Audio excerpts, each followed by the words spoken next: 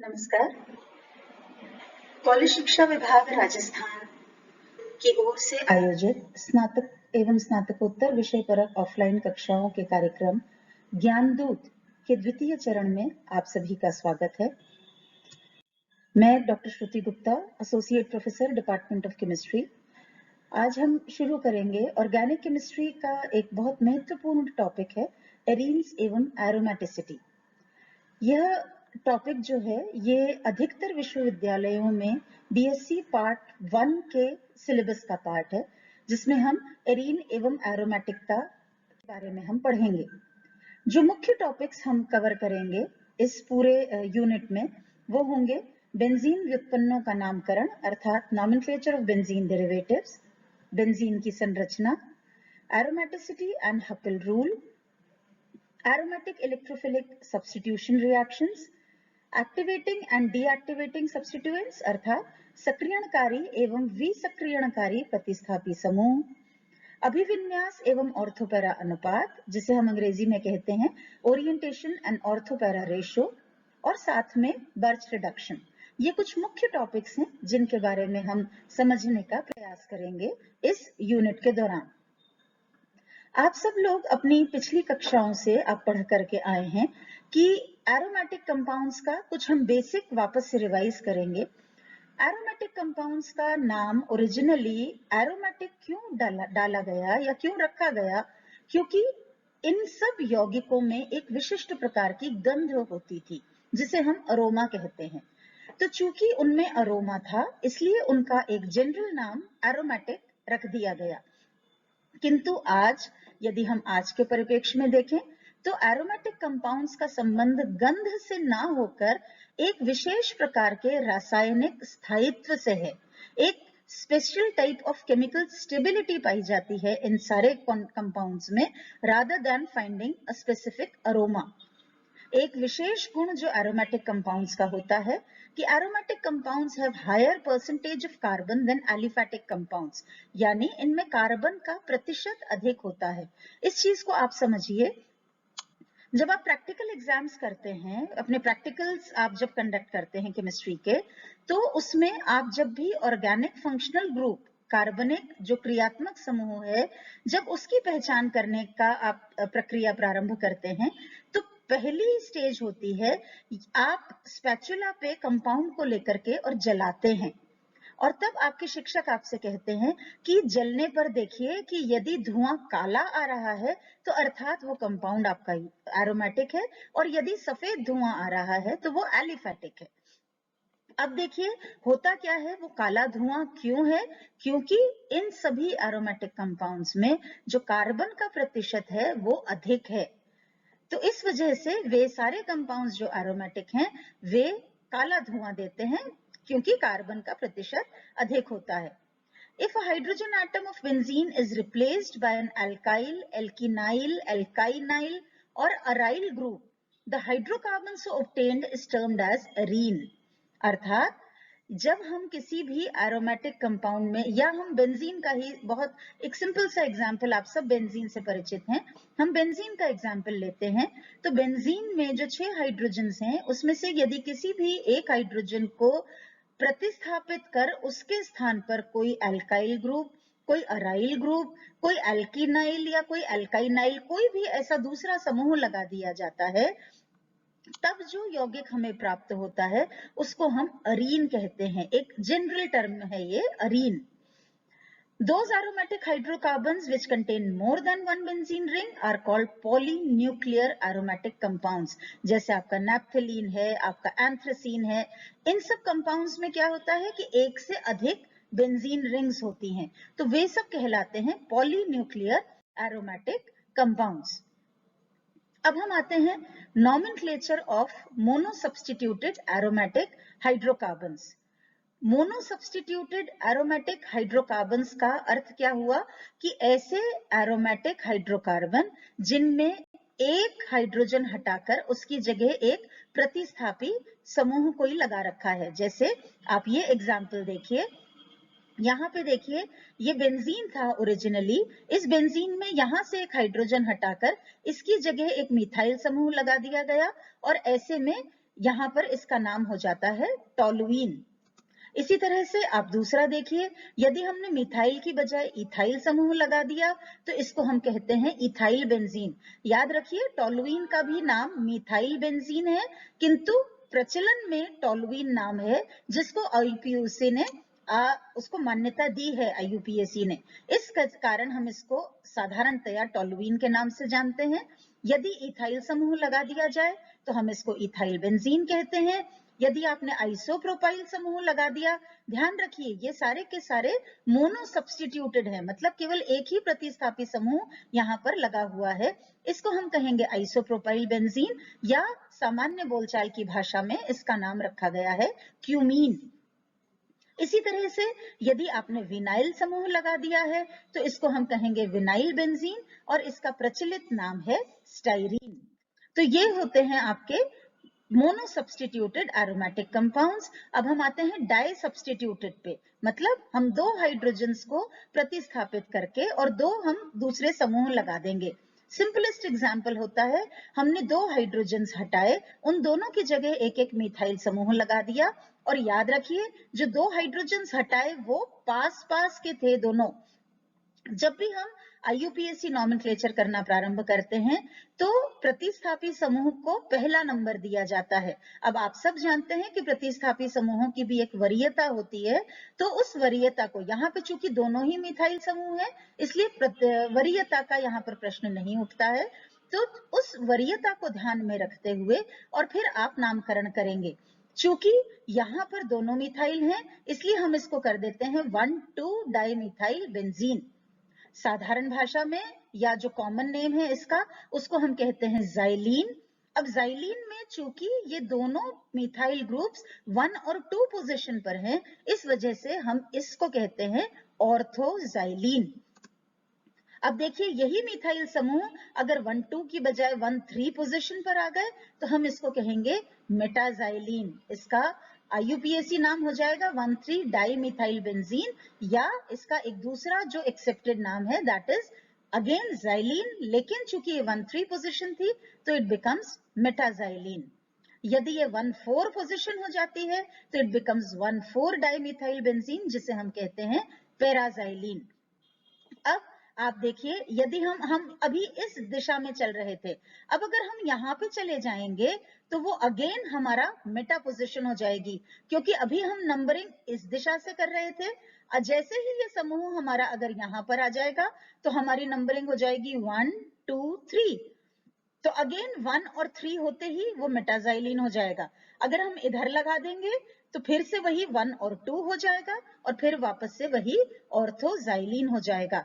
तो जब भी आपके डाई सब्स्टिट्यूटेड डेरिवेटिव्स होते हैं, जो डाई सब्स्टिट्यूटेड व्युत्पन्न होते हैं द्विप्रतिस्थापी, वहां पर 3 प्रकार की संभावनाएं होती हैं। 1,2 जिसे हम ऑर्थो कहेंगे, 1,3 जिसे मेटा, और 1,4 जिसे हम पैरा पोजीशन पर कहेंगे।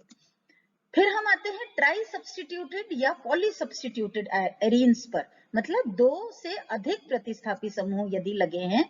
अब ट्राई सब्स्टिट्यूटेड एरीन्स में भी हम 3 प्रकार के मुख्य उसकी श्रेणियों में बांटते हैं। यदि 1, 2 और 3 लगातार 3 पोजीशंस पर है तो उसमें हम जो प्रीफिक्स यूज करते हैं, मतलब नाम के आगे जो हम एक शब्द लगाएंगे, दैट इज कॉल्ड विसिनल।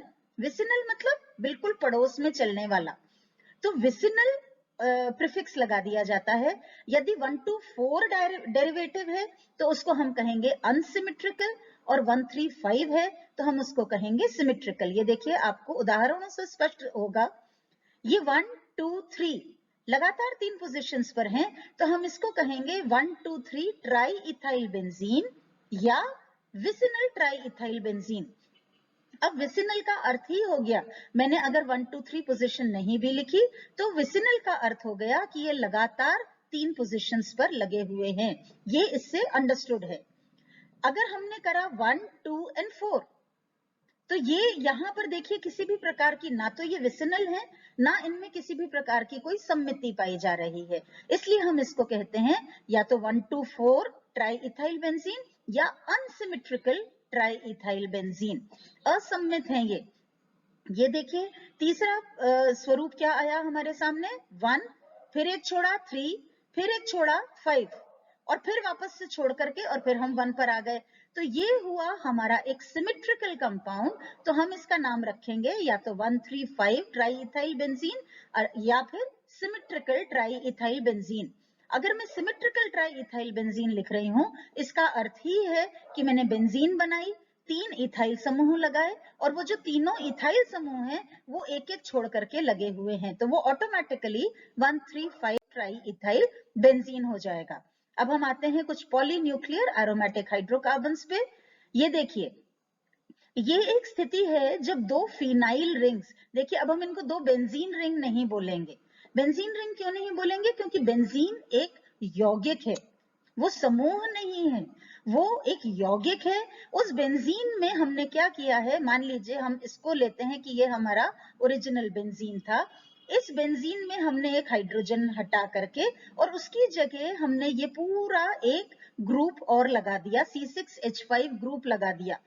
तो यहाँ पर चूंकि ये दो फिनाइल रिंग्स आपस में जुड़ी हैं, लेकिन ये देखिए एक बॉन्ड के सहारे जुड़ी हैं, तो इस यौगिक को हम नाम देते हैं बाइफिनाइल। अब इस बाइफिनाइल में अगर हम कोई प्रतिस्थापी समूह लगाएं, तो देखिए प्रतिस्थापी समूह यहाँ पे चूंकि दो अलग अलग रिंग्स हैं, तो इस वजह से प्रतिस्थापी समूह भी ऐसे भी लग सकते हैं जब एक रिंग पे एक प्रतिस्थापी लगा और दूसरे रिंग पे दूसरा प्रतिस्थापी लगा। इन दैट केस अब हम जो नॉमेनक्लेचर है वो हम कैसे करेंगे? हमने इस रिंग को, मान लीजिए ये आपकी अपने विवेक पर निर्भर करेगा, किंतु मैं आपको एग्जाम्पल के तौर पे दे रही हूं कि हमने इस यौगिक में इस रिंग को प्रथम माना और इस रिंग को हमने द्वितीय माना है। तो जब ये रिंग हमारी प्रथम है, तो देखिए जो हमारा मुख्य प्रतिस्थापी समूह था वो तो ये पूरा का पूरा समूह था। इस समूह पे इसको वरीयता अधिक है, इसको सेकंड वरीयता है, तो ये 1 पर तो हमारा मुख्य लग गया, सेकंड पे लगा मिथाइल, तो ये हो जाएगा 2। उसके बाद ये आपका यहाँ पर वापस आप गोल घूम कर आ गए। अब आप इस पर चलिए, यहाँ पर अब ये देखिए 1 पोजीशन पे हमारा मुख्य, अब ये प्रतिस्थापी हो गया है। इस रिंग के रेफरेंस में ये पूरा प्रतिस्थापी समूह है।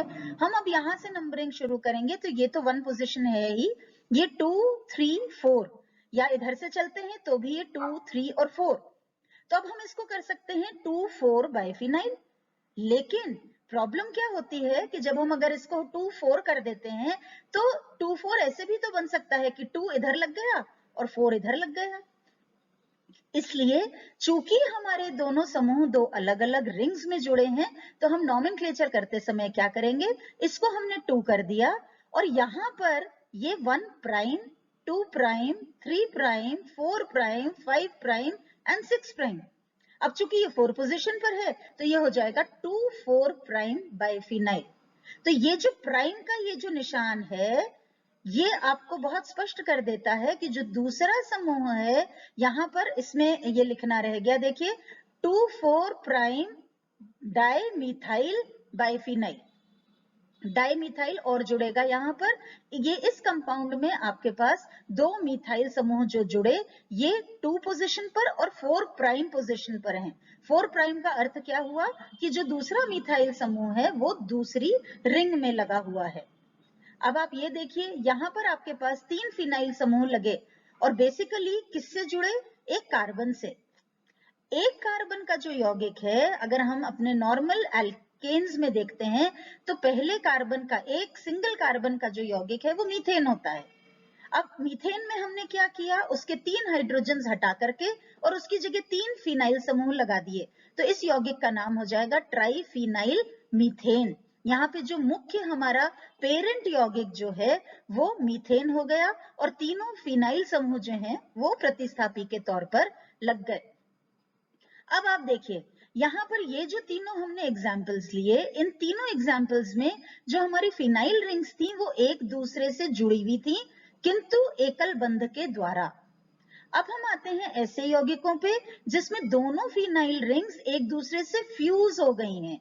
These are fused compounds. ये एक दूसरे से किसी एक बंध के द्वारा अलग अलग एंटिटी लिए हुए नहीं जुड़ी हैं, ये दोनों एक दूसरे के साथ फ्यूज हो गई। और इस तरह से ये देखिए, बाइफिनाइल में भी 2 फिनाइल रिंग्स थी, नैप्थलीन में भी 2 रिंग्स हैं, किंतु यहाँ पर ये एकल बंध के द्वारा जुड़ी हुई थी, जबकि यहाँ पर ये फ्यूज्ड है एंड दिस इज नैप्थलीन। यदि हम 3 रिंग्स को जोड़ देते हैं तो ये यौगिक बन जाता है एंथ्रेसीन। अब इसी एंथ्रेसीन में अभी ये तीनों रिंग्स एक सीध में जुड़ी हुई हैं। इसी की बजाय यदि हम इसको थोड़ा सा ट्विस्ट कर देते हैं तो ये कंपाउंड बन जाता है हमारा फिनेंथ्रीन। तो अब आप देखिए, ये पॉलीन्यूक्लियर एरोमेटिक हाइड्रोकार्बन्स में हमारे पास जो संभावनाएं हैं कि आपके पास फिनाइल रिंग्स जो हैं वो एकल बंध के द्वारा भी जुड़ी हो सकती हैं या फिर वो आपस में फ्यूज्ड हो सकती हैं और ये सब यौगिक अलग अलग हो जाते हैं। अब हम आते हैं एक बहुत इंपॉर्टेंट टॉपिक पे and that is structure of benzene and aromaticity. अब आप जानते हैं कि बेंजीन का स्ट्रक्चर क्या है। मैं आपसे कहती हूं आप एक बार भूल जाइए कि बेंजीन का स्ट्रक्चर क्या है, आप कुछ नहीं जानते। इसलिए कह रही हूं क्योंकि किसी भी यौगिक का जब भी संरचना निर्धारण किया जाता है तो ऐसे यौगिक का किया जाता है ना कि जिसकी संरचना के बारे में हमें कुछ नहीं मालूम है। जब हमें कुछ भी नहीं मालूम है, हमें आप इमेजिन करके रखिए कि मान लीजिए आपको मैंने कोई एक एक्स कंपाउंड आपके हाथ में पकड़ाया और आपसे कहा कि आप इसका स्ट्रक्चर निकालिए या इसकी जो भी प्रॉपर्टीज हैं वो आप डिफाइन करिए। आप सबसे पहला काम क्या करेंगे, आप उस यौगिक में कितने तत्व मौजूद हैं सबसे पहले आप उसको पता करेंगे, है ना। इसी तरह से ही बेंजीन का भी स्ट्रक्चर डिड्यूस किया गया था। तो हम ये एक बार को मान लेते हैं कि हमें बेंजीन के बारे में कुछ भी नहीं पता है। हमारे लिए बेंजीन एक अज्ञात यौगिक है जिसके बारे में, जिसकी संरचना के बारे में हमें कुछ भी नहीं मालूम। और ऐसे में अब हम बेंजीन का स्ट्रक्चर जिस तरह से साइंटिस्ट ने पहले डिड्यूस किया, उसको निकाला, उसी चीज को अब हम देखने का प्रयास करेंगे। हम एरोमेटिसिटी पर अगर आते हैं तो aromatic properties are those properties of benzene that distinguish it from aliphatic compounds. Aromatic compounds are highly unsaturated, but even then they undergo substitution reactions instead of addition reactions. अर्थात उच्च स्तर की असंतृप्तता होने के बावजूद एरोमेटिक यौगिक योगात्मक की अपेक्षा प्रतिस्थापी अभिक्रियाएं दर्शाते हैं। Aromatic compounds are highly stable, बहुत अधिक वो स्थायी होते हैं। हम आते हैं स्ट्रक्चर ऑफ बेंजीन पे। अभी जैसे मैंने आपसे कहा, आप सबसे पहले क्या करेंगे, आपने इसका मॉलिक्यूलर फॉर्मूला निकाला। कैसे निकाला, एलिमेंटल एनालिसिस किया, मतलब आपने तत्वों का परीक्षण किया। उसके बाद आपने उसका अणुभार निकाला और उस अणुभार और तत्वों के परीक्षण के उपरांत आपने उसका एक मॉलिक्यूलर फॉर्मूला निर्धारित किया, जो पाया ये गया कि 6 कार्बन हैं और 6 ही हाइड्रोजन्स हैं। अब हम आते हैं कि अगर 6 कार्बन और 6 हाइड्रोजन्स हैं, इसका अर्थ क्या हुआ, देखिए कि इसमें असंतृप्तता बेहद है। क्यों है, क्योंकि यदि हम एल्केन को देखते हैं, 6 कार्बन वाला जो एल्केन है वो क्या बनता है, एल्केन का जनरल फॉर्मूला आप जानते हैं, इट इज CnH2n+2। अर्थात 6 कार्बन है तो 2n हो गया H12 और उसके बाद +2 है, तो इसका मतलब 6 कार्बन का यदि कोई एल्केन बनेगा तो वो C6H14 बनेगा। जबकि बेंजीन में आप देखिए C6 है लेकिन H6 ही है। इसका मतलब है कि संतृप्त एल्केन की तुलना में बेंजीन में 8 हाइड्रोजन्स कम हैं। 8 हाइड्रोजन्स कम हैं, अर्थात वो बहुत अधिक असंतृप्त है। ये कई अभिक्रियाओं में असंतृप्त यौगिक की तरह कार्य भी करता है। जैसे आपका बेंजीन को यदि आप हाइड्रोजन के साथ अभिक्रिया कराते हैं तो साइक्लोहेक्सेन मिल जाता है। यदि आप इसकी ओजोन के साथ अभिक्रिया कराते हैं तो आपको बेंजीन ट्राइओजोनाइड मिल जाता है। यदि आप क्लोरीन के साथ, ये देखिए सारी योगात्मक अभिक्रियाएं हैं, यहाँ पर जिस भी तत्व के साथ आप इसकी अभिक्रिया करा रहे हैं वो तत्व इसमें जुड़ रहा है, प्रतिस्थापी नहीं है ये अभिक्रिया, वो तत्व इसमें जुड़ गया। ये देखिए 6 हाइड्रोजन जुड़े और C6H6 की बजाय C6H12 हो गया। 3 ओजोन के अणु जुड़े और 3O3 एज सच ये एक एडिशन रिएक्शन हुआ बेंजीन ट्राइओजोनाइड में। 6 क्लोरीन के परमाणु जुड़ करके और बेंजीन हेक्सा क्लोरीन बना। ये इस तरह से स्पष्ट होता है कि ये कई सारी अभिक्रियाओं में ये एक योगात्मक अभिक्रियाएं भी देता है ये, और नॉर्मल अनसैचुरेटेड कंपाउंड्स की तरह से रिएक्शंस देता है। अब इन अभिक्रियाओं से हमें क्या स्पष्ट हुआ कि यहाँ पर इसका मतलब है कि 3 डबल बॉन्ड्स मौजूद हैं। लेकिन हमने तो ये देखा था पिछली स्लाइड में कि यहाँ पर 8 हाइड्रोजन्स कम हैं। अब 8 हाइड्रोजन्स कम हैं तो फिर या तो 4 डबल बॉन्ड होने चाहिए थे, या फिर 2 ट्रिपल बॉन्ड होते, या 1 ट्रिपल बॉन्ड 2 डबल बॉन्ड होते। पर यहाँ वास्तव में पाया यह जा रहा है कि योगात्मक अभिक्रिया, देखिए आप सब जानते हैं कि एल्केन्स बनने के लिए, या रादर हम कहें तो एल्कीन्स जो हैं, एल्कीन्स योगात्मक अभिक्रियाएं देती हैं क्योंकि कोई भी यौगिक असंतृप्तता से संतृप्तता की ओर बढ़ने का प्रयास करता है, क्योंकि संतृप्त यौगिक जो हैं वो स्थायी होते हैं, तो वो स्थायित्व की ओर बढ़ने का प्रयास करता है। जितने द्विबंध होते हैं सारे के सारे द्विबंध योगात्मक अभिक्रियाओं के पश्चात एकल बंध में परिवर्तित हो जाते हैं। तो यदि 3 अणु हाइड्रोजन के जुड़े, 3 अणु क्लोरीन के जुड़े, 3 अणु ही ओजोन के जुड़े, तो इसका मतलब है कि 3 ही डबल बॉन्ड्स थे, जबकि फॉर्मूले के हिसाब से हमें लगता है कि कम से कम 4 डबल बॉन्ड्स होने चाहिए थे। तो देखिए हमारा थ्योरेटिकल इंफॉर्मेशन हमें कुछ और मिल रही है, जबकि प्रैक्टिकल हमें कुछ और दिखा रहा है। थ्योरेटिकल इंफॉर्मेशन के हिसाब से अगर हम संरचनाएं बनाएं तो क्या बन सकती हैं, या तो 2 त्रिबंध आ जाएं, या फिर 1 त्रिबंध आ जाए, 2 डबल बॉन्ड्स आ जाएं, या फिर ये देखिए ये 4 डबल बॉन्ड्स आ जाएं क्योंकि 8 हाइड्रोजन्स कम है हमारे पास, या फिर ये देखिए अगेन यहाँ पर भी हमारे पास 2 त्रिबंध थे, अब की बार इनकी पोजीशन हम इससे बहुत सारी संरचनाएं बना सकते हैं सैद्धांतिक रूप में, क्योंकि हमारे को जो एक एलिमेंटल एनालिसिस और मॉलिक्यूलर फॉर्मूले से समझ में आ रहा है कि 8 हाइड्रोजन्स कम है। 8 हाइड्रोजन्स कम होने का मतलब है कि 4 डबल बॉन्ड या 2 ट्रिपल बॉन्ड या इसी का ही कोई कॉम्बिनेशन होना चाहिए, लेकिन प्रैक्टिकली जब हम अभिक्रियाएं कर रहे हैं तो हमें दिख रहा है कि केवल 3 ही डबल बॉन्ड हैं। दूसरी चीज, बेंजीन एल्कीन्स की जो कुछ लाक्षणिक अभिक्रियाएं होती हैं वो नहीं देता। कुछ योगात्मक तो दी, लेकिन किंतु कुछ जो लाक्षणिक अभिक्रियाएं होती हैं एल्कीन्स की, मतलब जो टिपिकल जो कैरेक्टरिस्टिक रिएक्शंस होती हैं वो नहीं दे रहा है बेंजीन। जैसे फॉर एग्जांपल बेंजीन की अभिक्रिया जब हाइड्रोजन हैलाइड के साथ की जाती है, ये बहुत स्पेसिफिक रिएक्शन होता है एल्कीन्स का, तो ये रिएक्शन नहीं देता है। हम जब भी किसी एल्कीन के हाइड्रोजन हैलाइड के साथ अभिक्रिया कराते हैं, आप सब पढ़ भी चुके हैं उसको, Markovnikov rule, anti Markovnikov rule, बहुत सारी चीजें आपने HX के साथ रिएक्शन कराते समय पढ़ी हुई हैं। तो ये टिपिकल रिएक्शन होती है किसी भी एल्कीन की, किसी भी अनसैचुरेटेड कंपाउंड की, लेकिन बेंजीन वो रिएक्शन ही नहीं दे रहा है। कुछ रिएक्शंस दी अनसैचुरेटेड कंपाउंड्स की, कुछ नहीं दे रहा है।